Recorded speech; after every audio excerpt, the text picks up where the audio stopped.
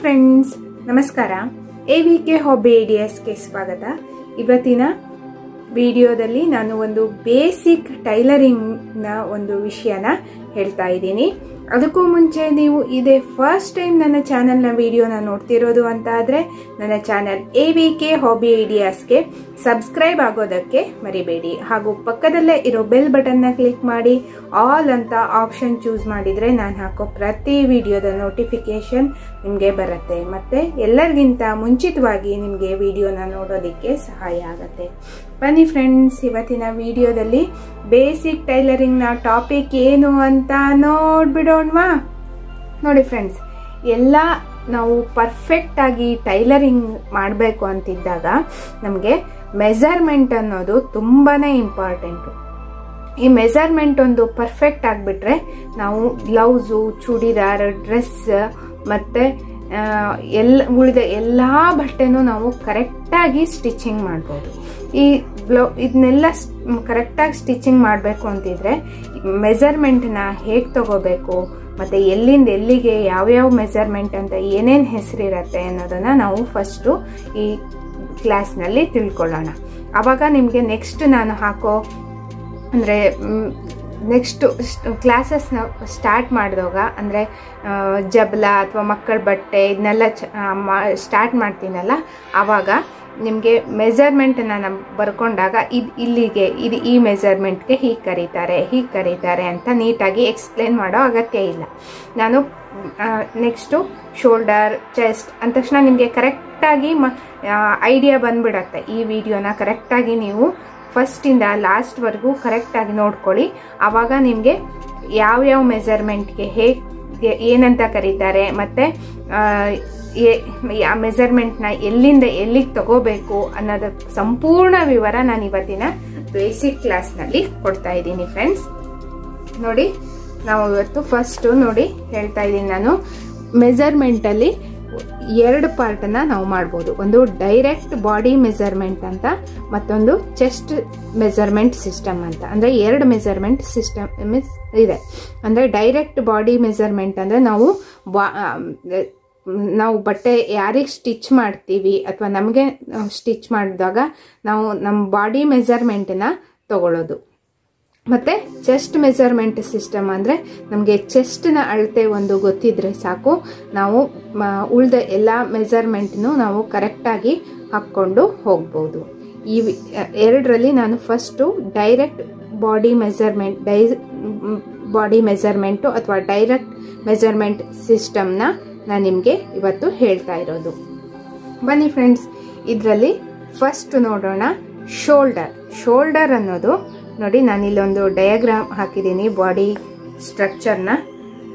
ಇಲ್ಲಿಂದ ಇಲ್ಲಿವರೆಗೆ ಅಂದರೆ ಈ ಭುಜದಿಂದ ಈ ಭುಜದ ಎಂಡ್ ತೋಳಿನ ಜಾಯಿಂಟ್ ಏನು ಬರುತ್ತೆ ಅಲ್ಲಿವರೆಗೆ ನಾವು ಹೀಗೆ ಶೋಲ್ಡರ್ ಭಾಗನ ಅಳತೆ ಮಾಡ್ಕೋಬೇಕು. ಆ ಶೋಲ್ಡರ್ನ ಹೇಗೆ ಅಳತೆ ಮಾಡ್ಕೋಬೇಕು ಅಂದರೆ ನಾವು ಯಾವತ್ತೂ ಫ್ರಂಟ್ ಅಂದರೆ ಮುಂಭಾಗದಿಂದ ಶೋಲ್ಡರ್ನ ಅಳತೆ ಮಾಡಬಾರ್ದು. ಹಿಂಭಾಗಕ್ಕೆ ತಿರ್ಸ್ಕೊಂಡು ನಾವು ಶೋಲ್ಡರ್ನ ಅಳತೆನ ತಗೋಬೇಕು ಫ್ರೆಂಡ್ಸ್. ನೆಕ್ಸ್ಟ್ ನೋಡಿ, ಈ ಭಾಗ ಏನಿರುತ್ತೆ ಇದು ಶೋಲ್ಡರ್ ಆಯ್ತಲ್ವಾ, ಹೀಗೆ. ನೆಕ್ಸ್ಟು ಚೆಸ್ಟ್ನ ಅಂದರೆ ಈ ಶೋಲ್ಡರ್ ಭಾಗದಿಂದ 1 ಇಂಚು ಅಥವಾ 3/4 ಇಂಚ್ ಕೆಳಗಡೆ, ಅಂದರೆ ನಾವು ಈ ಕೈ ಜಾಯಿಂಟ್ ಏನು ಬರುತ್ತಲ್ಲ, ಈ ಕೈ ಈ ಜಾಯಿಂಟು ಇಲ್ಲಿ ನಾವು ಒಂದು ಅಳತೆ ತಗೋತೀವಲ್ಲ, ಅದನ್ನು ನಾವು ಚೆಸ್ಟ್ ಭಾಗ ಅಂತ ಕರಿತೀವಿ.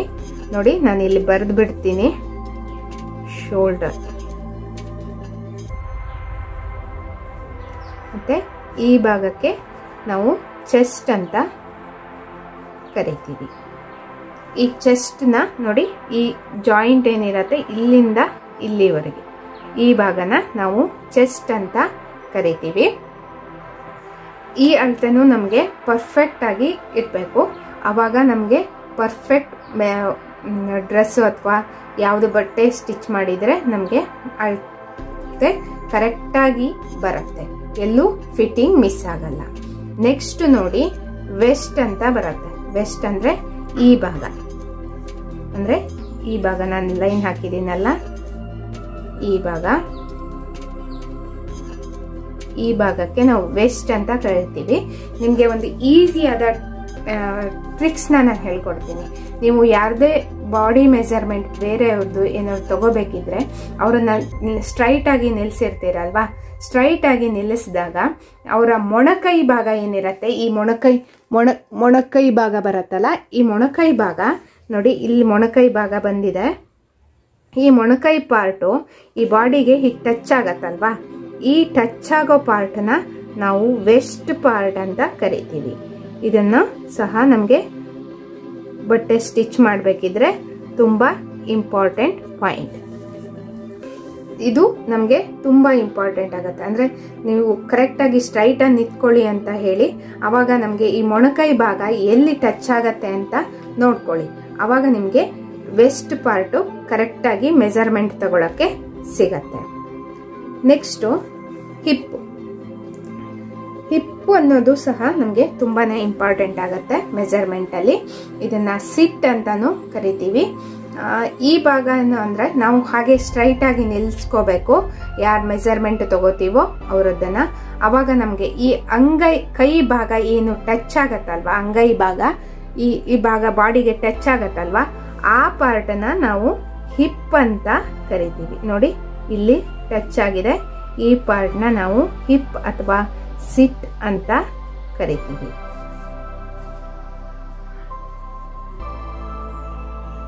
ಹಿಪ್ ಅಥವಾ ಸಿಟ್. ಈ ಮೆಜರ್ಮೆಂಟ್ ಎಲ್ಲ ನಮಗೆ ಯಾವತ್ತು ಕರೆಕ್ಟ್ ಆಗಿ ಸಿಕ್ಕಿದ್ರೆ ನಾವು ಪರ್ಫೆಕ್ಟ್ ಟೈಲರ್ ಆಗೋದ್ರಲ್ಲಿ ಬೇರೆ ಮಾತಿಲ್ಲ. ನೋಡಿ, ನೆಕ್ಸ್ಟ್ ನಾನು ಹೇಳ್ತಾ ಇರೋದು ಲೆಂತ್ನ ಹೇಗೆ ತಗೋಬೇಕು ಅಂತ ಅಂದ್ರೆ, ನಾವು ನೋಡಿ ಈ ಭುಜದ ಭಾಗದಿಂದ ಹೀಗೆ ಕಾಲ್, ಅಂದ್ರೆ ನಾವು ಚೂಡಿದಾರ್ನ ಸ್ಟಿಚ್ ಮಾಡೋದಾದ್ರೆ ನೋಡಿ, ಈ ಭುಜದ ಭಾಗದಿಂದ ಹೀಗೆ ಇಲ್ಲಿ ಈ ಪಾರ್ಟ್, ಮಂಡಿಯಿಂದ ಕೆಳಗಡೆ ಪಾರ್ಟ್ಗೆ ನಾವು ಉದ್ದ ಎಷ್ಟು ಬೇಕು ಅನ್ನೋದನ್ನ ತಗೋತೀವಿ. ಈ ಭಾಗನ ನಾವು ಅಂದ್ರೆ ಬಟ್ಟೆಯ ಉದ್ದ ಭಾಗ ಅಂತ, ಬಟ್ಟೆಯ ಕ್ಲಾತ್ ಲೆಂತ್ ಅಂತ ನಾವು ಕರಿತೀವಿ ಫ್ರೆಂಡ್ಸ್. ಇಲ್ಲಿಂದ ಭುಜದಿಂದ ಹೀಗೆ ಮಂಡಿಯ ಕೆಳಗೆ ಅಥವಾ ಮಂಡಿ ಮೇಲೆ, ಅಂದರೆ ಅವರಿಗೆ ಎಷ್ಟು ಉದ್ದ ಬೇಕು ಅನ್ನೋದನ್ನ ಕೇಳಿಕೊಂಡು ನೀವು ಮೆಜರ್ಮೆಂಟ್ ತಗೋಬೇಕಾಗತ್ತೆ. ನೆಕ್ಸ್ಟು ತೋಳಿನ ಉದ್ದನೂ ಅಷ್ಟೇ. ಈ ಜಾಯಿಂಟ್ ಏನಿರತ್ತೆ ನಮ್ದು ಕೈ ಜಾಯಿಂಟ್ ಇರತ್ತಲ್ಲ, ಕೈ ಜಾಯಿಂಟಿಂದ ಹೀಗೆ ಇಷ್ಟು ಅಂತ ನಾನು ಒಂದು ಅಂದಾಜು ಮಾರ್ಕ್ ಮಾಡ್ತಾ ಇದ್ದೀನಿ ನೋಡಿ. ಹೀಗೆ ಈ ಭಾಗ ಏನಿರತ್ತೆ ಇದನ್ನ ನಾವು ಸ್ಲೀವ್ ಲೆಂತ್ ಅಂತ ಕರಿತೀವಿ. ಸ್ಲೀವ್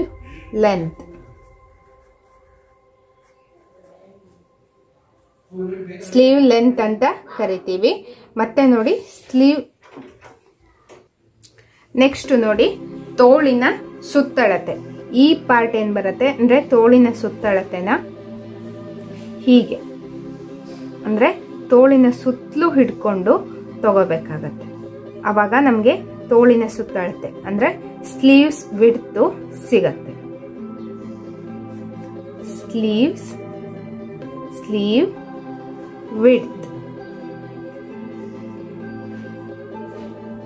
ಸ್ಲೀವ್ ವಿಡ್ತ್ ಅಂತ ಆಯ್ತು. ನೆಕ್ಸ್ಟು ಆರ್ಮ್ ಹೋಲ್ ಏನಿರತ್ತೆ, ಆರ್ಮ್ ಹೋಲು ನಾವು ಈ ಭುಜದಿಂದ ಈ ಜಾಯಿಂಟ್ ಆಗಿರೋ ಭಾಗ ಇರತ್ತಲ್ಲ, ಈ ಪಾರ್ಟನ್ನ ನಾವು ಆರ್ಮ್ ಹೋಲ್ ಪಾರ್ಟ್ ಅಂತ ಕರಿತೀವಿ.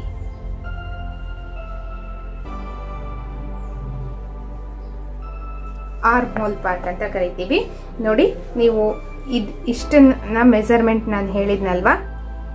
ಮತ್ತೆ ಈ ಭಾಗದಿಂದ ನೆಕ್ಸ್ಟು ನಾನು ಹೇಳ್ತಾ ಇರೋದು ಟಮ್ಮಿ ಪಾರ್ಟ್ ಅಂದ್ರೆ ಹೊಟ್ಟೆಯ ಭಾಗ. ಇದನ್ನು ಸಹ ಕೆಲವರಿಗೆ ಮೆಜರ್ ಮಾಡಬೇಕಾಗತ್ತೆ. ಅಂದ್ರೆ ಕೆಲವರು ಹೊಟ್ಟೆ ದಪ್ಪ ಇರತ್ತೆ, ಎಲ್ಲ ಇರತ್ತಲ್ವಾ, ಅದಕ್ಕಾಗಿ ಈ ಟಮ್ಮಿ ಪಾರ್ಟನ್ನು ಕೆಲವರಿಗೆ ಮೆಜರ್ ಮಾಡಬೇಕಾಗತ್ತೆ. ನೆಕ್ಸ್ಟು ಕುತ್ತಿಗೆಯ ಉದ್ದ ಅಂದ್ರೆ ನೆಕ್ ಲೆಂತ್, ಅಂದ್ರೆ ನೋಡಿ ಹಿಂಭಾಗದ ಕುತ್ತಿಗೆ ಉದ್ದನ ನಾವು ತಗೋಬೇಕಿದ್ರೆ ಯಾರು ಮೆಜರ್ಮೆಂಟ್ ತಗೋತೀವಲ್ಲ ಅವರನ್ನ ಹಿಂಭಾಗಕ್ಕೆ ತಿರ್ಸ್ಕೊಂಡು ಅವರಿಗೆ ಎಷ್ಟು ಉದ್ದ ಬೇಕು ಅಂದರೆ 5 ಇಂಚು 6 ಇಂಚು ಹೀಗೆ ಉದ್ದನ ಎಷ್ಟು ಉದ್ದ ಬೇಕು ಅನ್ನೋದನ್ನು ನೋಡಿಕೊಂಡು, ಅಂದರೆ ಹಿಂಭಾಗದ ಉದ್ದನ ಅಂದರೆ ಎಷ್ಟು ಉದ್ದ ಬೇಕು ಅಂತ ನೋಡಿ ನಾವು ಮೆಜರ್ಮೆಂಟ್ನ ತಗೋಬೇಕು. ಮತ್ತು ಹಾಗೆ ಮುಂಭಾಗದ್ದು ಅಷ್ಟೇ, ಮುಂಭಾಗನೂ ಎಷ್ಟು ಉದ್ದ ಬೇಕು ಅಂತ ಕೇಳಿಕೊಂಡು ನಾವು ಮುಂಭಾಗಕ್ಕೆ ತಿರ್ಸ್ಕೊಂಡು ಮುಂಭಾಗದ ಉದ್ದನ ಬರ್ಕೋಬೇಕಾಗತ್ತೆ. ನೆಕ್ಸ್ಟ್ ನೋಡಿ ಫ್ರೆಂಡ್ಸ್, ನಾನು ಹೇಳ್ತಾ ಇರೋದು ಇಂಪಾರ್ಟೆಂಟ್ ಅಂದರೆ ಬ್ಲೌಸ್ನ ನಾವು ಅಳತೆನ ತಗೋಬೇಕಿದ್ರೆ ಯಾವತ್ತು ಹೀಗೆ ಹಿಪ್ ಹೊರಗೆ ಅಂದರೆ ಹೀಗೆ ಅಂದರೆ ಹಿಪ್ಪಿನಕ್ಕಿಂತ ಸ್ವಲ್ಪ ಮೇಲ್ಭಾಗದಲ್ಲಿ ಅಂದರೆ ಬೆನ್ನಿನ ಭಾಗ ಅಂತ ಏನು ಬರುತ್ತಲ್ಲ ಅಲ್ಲಿವರೆಗೆ ನಾವು ಮೆಜರ್ಮೆಂಟ್ನ ತಗೋಬೇಕು. ಅವರನ್ನು ಕೇಳಿ ನಿಮಗೆ ಎಷ್ಟು ಉದ್ದ ಬೇಕು ಅಂತ ಕೇಳಿಕೊಂಡು ನಿಮಗೆ ಹಿಂಭಾಗಕ್ಕೆ ತಿರುಗಿಸ್ಕೊಂಡು ನಾವು ಬ್ಲೌಸ್ನ ಉದ್ದನ ಮೆಜರ್ ಮಾಡಬೇಕು. ಅಂದರೆ ಮುಂಭಾಗದಿಂದ ನಮಗೆ ಉದ್ದ ಮೆಜರ್ ಮಾಡಿದರೆ ಕರೆಕ್ಟಾಗಿ ಮೆಜರ್ಮೆಂಟು ಸಿಗಲ್ಲ ಮತ್ತು ಫಿಟ್ಟಿಂಗು ಕರೆಕ್ಟಾಗಿ ಬರಲ್ಲ. ಆದ್ದರಿಂದ ನಾವು ಹಿಂಭಾಗಕ್ಕೆ ತಿರ್ಸ್ಕೊಂಡು ಉದ್ದನ ಮೆಜರ್ ಮಾಡಬೇಕು. ಮತ್ತು ಈ ಲೆಂತೂ ಅಷ್ಟೆ, ಲೆಂತೂ ನಾವು ಅಂದರೆ ಡ್ರೆಸ್ ಲೆಂತ್ ತಗೋಬೇಕಿದ್ರೆ ನೋಡಿ ನಾವು ಹಿಂಭಾಗಕ್ಕೆ ತಿರ್ಸ್ಕೋಬಾರ್ದು, ಆವಾಗ ನಮಗೆ ಲೆಂತ್ ಕರೆಕ್ಟಾಗಿ ಸಿಗೋಲ್ಲ.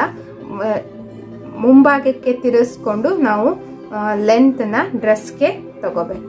ಮತ್ತೊಮ್ಮೆ ಹೇಳ್ತೀನಿ ನೋಡಿ, ಬ್ಲೌಸ್ ಎಲ್ಲ ಸ್ಟಿಚ್ ಮಾಡಬೇಕಿದ್ರೆ ನಾವು ಉದ್ದ ಭಾಗನ ಹಿಂಭಾಗಕ್ಕೆ ತಿರ್ಸ್ಕೊಂಡು ತಗೋಬೇಕು, ಮತ್ತು ಮುಂಭಾಗಕ್ಕೆ ತಗೋಬೇಕು. ಅಂದರೆ ಡ್ರೆಸ್ ಎಲ್ಲ ಸ್ಟಿಚ್ ಮಾಡ್ತೀವಲ್ಲ ಆವಾಗ ಮಾತ್ರ ನಾವು ಮುಂಭಾಗದಿಂದ ಉದ್ದನ ತಗೋಬೇಕಾಗತ್ತೆ ಫ್ರೆಂಡ್ಸ್. ಈ ಮತ್ತೆ ಹೇಳ್ತೀವಿ ಚೆಸ್ಟ್ನು ಅಷ್ಟೇ, ನಾವು ರೌಂಡ್ ಶೇಪಲ್ಲಿ ಹೀಗೆ ಟೇಪ್ನ ಹಿಡ್ಕೊಂಡು ಮೆಜರ್ ಮಾಡಬೇಕಾಗತ್ತೆ. ಆವಾಗ ನಮಗೆ ಪರ್ಫೆಕ್ಟಾಗಿ ಮೆಜರ್ಮೆಂಟ್ ಸಿಗತ್ತೆ. ನೋಡಿದ್ರಲ್ವಾ ಫ್ರೆಂಡ್ಸ್, ಇವತ್ತಿನ ವಿಡಿಯೋದಲ್ಲಿ ಡೈರೆಕ್ಟ್ ಮೆಜರ್ಮೆಂಟ್ ಸಿಸ್ಟಮ್ನ ತಿಳ್ಕೊಂಡಲ್ವಾ. ಇವತ್ತು ನೋಡಿ ನಾನು ನಿಮಗೆ ಯಾವ್ಯಾವ ಪಾರ್ಟು ಹೇಗೆ ಮೆಜರ್ ಮಾಡಬೇಕು ಮತ್ತು ಏನಂತ ಹೆಸರಿರತ್ತೆ ಅಂತೆಲ್ಲ ಹೇಳಿದ್ನಲ್ವಾ. ಈ ಟ್ರಿಕ್ಸ್ ನಿಮಗೆ ಪರ್ಫೆಕ್ಟ್ ಆಗಿಬಿಟ್ರೆ ಈ ಮೆಜರ್ಮೆಂಟ್ ಎಲ್ಲ ನೀವು ಯಾವುದೇ ಡ್ರೆಸ್ಸು, ಚೂಡಿದಾರು, ಮಕ್ಕಳ ಬಟ್ಟೆ ಏನೇ ಸ್ಟಿಚ್ ಮಾಡೋದಿದ್ರು ನಿಮಗೆ ಪರ್ಫೆಕ್ಟಾಗಿ ಫಿಟ್ಟಿಂಗ್ ಬರೋದಂತೂ ಮಿಸ್ ಆಗಲ್ಲ. ನೀವು ಪರ್ಫೆಕ್ಟ್ ಟೈಲರ್ ಆಗೋದಂತೂ ತಪ್ಪಲ್ಲ. 100% ನೀವು ಪರ್ಫೆಕ್ಟ್ ಟೈಲರ್ ಆಗ್ತೀರಾ. ಈ ವಿಡಿಯೋನ ಕೊನೆವರೆಗೂ ನೋಡಿದ್ದೀರಾ ಅಲ್ವಾ. ಈ ವಿಡಿಯೋ ನಿಮಗೆಲ್ಲ ಇಷ್ಟ ಆಗಿದೆ ಅಂತ ಅನ್ಕೋತಾ ಇದ್ದೀನಿ. ಈ ವಿಡಿಯೋನ ನೋಡಿಬಿಟ್ಟು ಲೈಕ್ ಮಾಡಿ ಮತ್ತು ನಿಮ್ಮ ಅನಿಸಿಕೆಗಳನ್ನು ಕಮೆಂಟ್ ಸೆಕ್ಷನ್ನಲ್ಲಿ ತಿಳಿಸೋಕೆ ಮರಿಬೇಡಿ. ನೀವು ಯಾವತ್ತೂ ಮೆಜರ್ಮೆಂಟ್ನ ತಗೊಂಡ ಮೇಲೆ ನೋಡಿ ಬರ್ಕೊಂಬಿಡಿ, ಆವಾಗ ನಿಮಗೆ ಮೆಜರ್ಮೆಂಟ್ ತಗೊಂಡಿದ್ದು ಕರೆಕ್ಟಾಗಿ ನೆನಪಿರುತ್ತೆ. ನೀವು ಬಟ್ಟೆನ ಸ್ಟಿಚ್ ಮಾಡಬೇಕಿದ್ರೆ ನೀವು ಪರ್ಫೆಕ್ಟಾಗಿ ನೋಡಿಕೊಂಡು ನೀವು ಬಟ್ಟೆ ಮೇಲೆ ಮಾರ್ಕ್ ಹಾಕೋದಕ್ಕೆ ಆಗತ್ತೆ. ನೀವು ಈ ವಿಡಿಯೋ ನೋಡಿ ಲೈಕ್ ಮಾಡಿ ಮತ್ತು ನಿಮ್ಮ ಅನಿಸಿಕೆಗಳನ್ನು ಕಮೆಂಟ್ ಸೆಕ್ಷನ್ನಲ್ಲಿ ತಿಳಿಸೋಕೆ ಮರಿಬೇಡಿ. ನಿಮ್ಮ ಫ್ಯಾಮಿಲಿ ಫ್ರೆಂಡ್ಸ್ ಎಲ್ರಿಗೂ ಈ ವಿಡಿಯೋನ ಶೇರ್ ಮಾಡಿ. ಬೇಸಿಕ್ ಕಲಿಯೋರಿಗೆ ಮೆಜರ್ಮೆಂಟು ತುಂಬಾ ಇಂಪಾರ್ಟೆಂಟು. ಆದ್ದರಿಂದ ನಮಗೆ ಈ ವಿಡಿಯೋ ಅತಿ ಹೆಚ್ಚು ಶೇರ್ ಆದಷ್ಟು ಅತಿ ಹೆಚ್ಚು ಜನ ಕಲಿಯೋದಕ್ಕೆ ಸಹಾಯ ಆಗುತ್ತೆ. ಮತ್ತೆ ಒಂದು ಹೊಸ ವಿಡಿಯೋದೊಂದಿಗೆ ನಿಮ್ಮ ಜೊತೆ ಬರ್ತೀನಿ friends. Until then, take care. Bye bye. Thank you for watching, friends.